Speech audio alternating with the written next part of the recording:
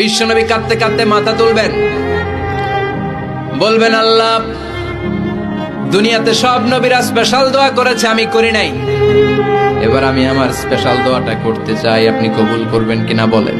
আল্লাহ বলবেন, নবী কি আপনার দোয়া বলেন? বিশ্বনবী বলবেন, আমার একটা উম্মত যার অন্তরের মধ্যে যাররা পরিমাণ ঈমান আছে, একবার আপনারে আল্লাহ বলে ডেকেছে, একবার আমি বিশ্বনবীর উপর দুরূদ পড়েছে, একবার শাহাদাতের বাণী আমার যে গুনাহগার উম্মত দুনিয়ার বুকে থেকে ঘোষণা দিয়েছে, ওই একটা উম্মত যদি জান্নাতে ঢুকতে না পারে, আপনি আমারে জান্নাতে ঢুকাতে পারবেন না। আল্লাহ বলবেন, সাল তুতা, সাল সাল তুতা, ওয়াশফা তুশাফা, শাফাত করেন নবী করেন, যার জন্য দোয়া করবেন আমি কবুল করে নেব। দুনিয়াতে বিশ্বনবী কম কষ্ট সহ্য করে নাই। 3 বছর শিয়াবে আবি তালেবে জেল খেটেছে। কয় বছর?